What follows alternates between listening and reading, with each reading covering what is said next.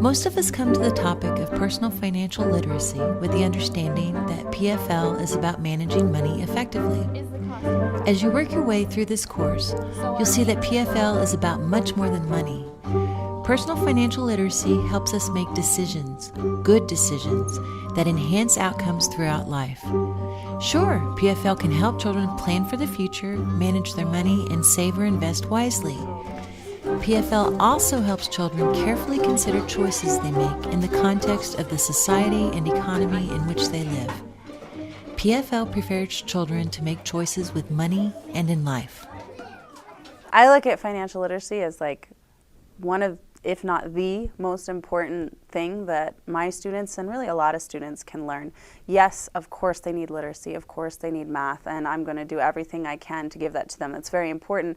On the other hand, no matter what they do when they grow up, they're going to be part of our economic system, and they're going to have to deal with money, and they're going to have to make these decisions that affect their life.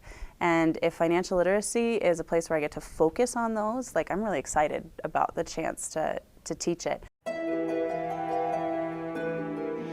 The American economy is the world's largest, valued at over $16 trillion. It represents approximately 1/4 of all economic activity, or GDP. One of the forces that has contributed to this economic growth is the core belief that each of us as individuals has the freedom to choose, to be captains of our own destiny. We make choices to start businesses and risk our savings. We make choices to study and to enhance our skills and knowledge. We make choices of what to buy and what to consume. We make choices to work or seek leisure. Our society is founded in the dream of choosing one's own destiny.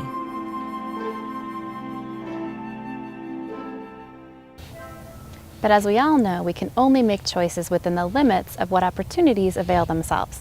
We cannot choose to be born rich. We cannot choose to be always healthy. We cannot choose to be smart or musically gifted.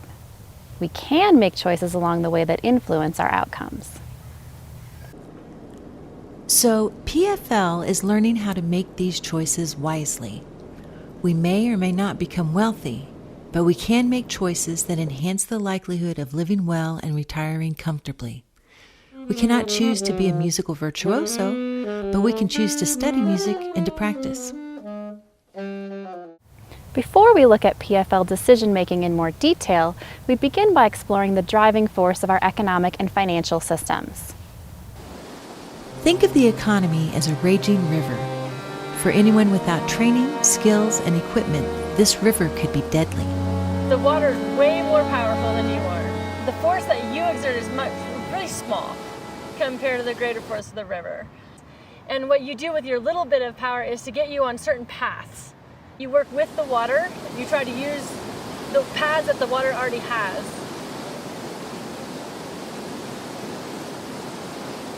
So the water is always changing. It can greatly change the direction that you're heading. It can be unpredictable in that manner, and the more skilled you are, the more predictable it becomes. Because the more experience you have moving your boat through the water, and you know more of what it's going to do to you. The more skilled you are, the more predictable it becomes.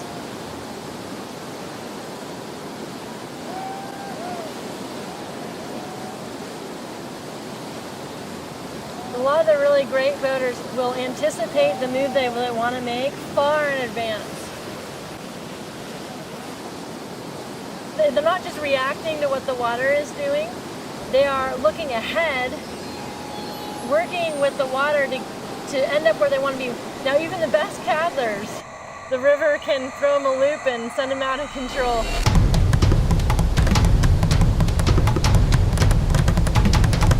A lot of people kind of look at what I do and they think, oh well, she's in it for the thrill factor, and it's not about that at all. The trick is just really being prepared and being comfortable on what you are doing.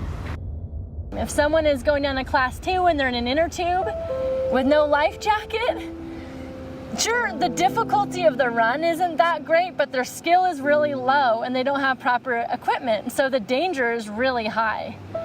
I can go and run what looks like a very risky, dangerous rapid with actually very low risk to myself or really low danger.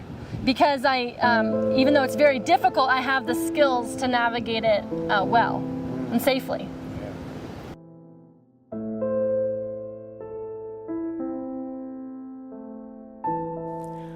Our economy is not so different. There are immense forces at work, forces over which we can have little effect. Often it seems that we are being carried by the currents with little control over our destiny. But it doesn't have to be that way. With a little bit of skill and knowledge and some keen observation, we can affect small changes that have large outcomes. Most of us are like tubers, floating along with little control over our destiny. But with the right equipment, with knowledge and training, we can master the river and control our outcomes. We can never control the flow of the water, but we can have profound influence on where it takes us. So, personal financial literacy is more than just managing money. It's developing an understanding of the economy and the powerful forces that drive it. It's developing skills to use the financial system effectively. And it's learning to make good choices.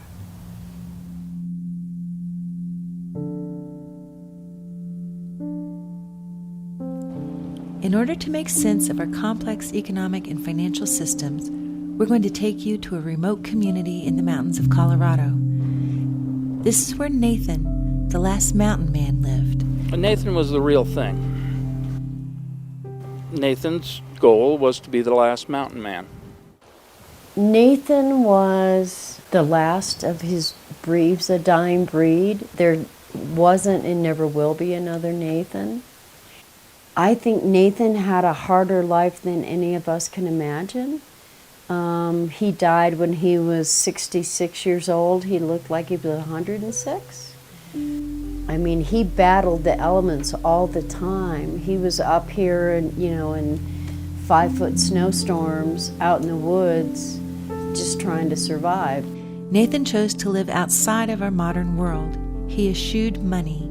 He had no savings. He earned no income. He had no phone, no internet, no credit cards. He used his ingenuity and immense skill as a hunter and fisherman to live off the land. Nathan told me that he snared the bunnies. He would set little strings out, and the bunnies would put their foot in the strings, and he would catch them. But I know he trapped them. Of course, he fished a lot. And he was a great fisherman. He caught a lot of trout. His lifestyle was so basic and so simple. No telephones to answer, no bills to pay. I mean, literally no bills to pay. I mean, he figured out a way to live in a world without money, in a world without bills. Try as he might, he could not satisfy all his wants from his own initiative. There were some things the forest could not provide, such as protective winter clothes, boots, fish hooks, and most importantly, chocolate and coffee. Chocolate was his favorite. Yeah. Loved chocolate.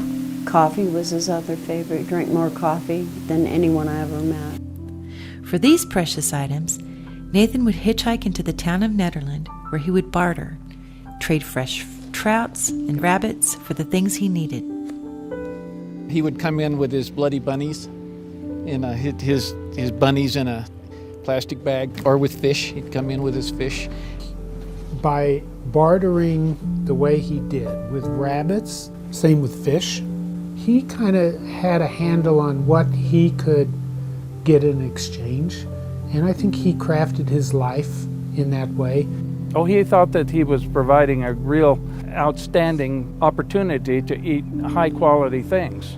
He would go along and trade people either fresh rabbit or fresh trout for numerous things. That was his way to survive, to get the gear he needed: coffee, chocolate, beans, canned goods, maybe a carton of fresh milk to take home. Barter requires what economists call a coincidence of wants. If Nathan wants chocolate, he must find someone with a surplus of chocolate who would like rabbit meat. Finding this coincidence of wants is exceedingly difficult. Who's got what I need? Do they want trout? Do they want rabbits? What are they going to want? And it's the art of the deal. I mean, you don't just, it's not like Walmart where you write a check at the cash register and walk out to your car. It's the whole art of the deal of how do I get a ride to who I need to go see? What time of day is it? How do my hunting and fishing trips line up with when I'm going to go do this so that the kill is fresh? So I've got fresh kill to trade with. In reality, the people of Nederland and Ward accepted Nathan's goods, not because they were needed, but because they valued and admired his independence and his spirit. I mean, the people you meet who actually knew him are honored that they knew him because he's a legend. And if they could support him by bartering with him and honoring, I mean, knowing that this is the greatest gift he has to give you, even though you don't need this rabbit. That is, I mean, it was gold to him. Nathan believed he was bartering a good value. In reality, he was trading on his goodwill. Nathan was bartering, but it was a different kind of bartering because most people weren't going to take the dead trout out of his pocket. You know what I mean? Or the bloody bunny, you know? But they were going to take Nathan's intentions. So Nathan was a guy who traded his good intentions for what he needed in this world. Although Nathan was greatly admired by the community, few people actually choose to live this way. Most of us are part of the economic and financial systems that enable trade, consumption, saving, and investing. These systems are essential to our modern way of life, and to make best use of them, we need to understand how they work. This course has 7 units, and each one illuminates part of our economic and financial systems. To help you along the way, you'll be guided, supported, and entertained by myself, Dr. Katie Sauer, expert economist, by Ken Heather, economist and teacher, by Monty Selby, school principal, educator, and entertainer, and by 2 master teachers in elementary grades, Sandy Stokely and Della Hoffman. $448 more than what he ended up with.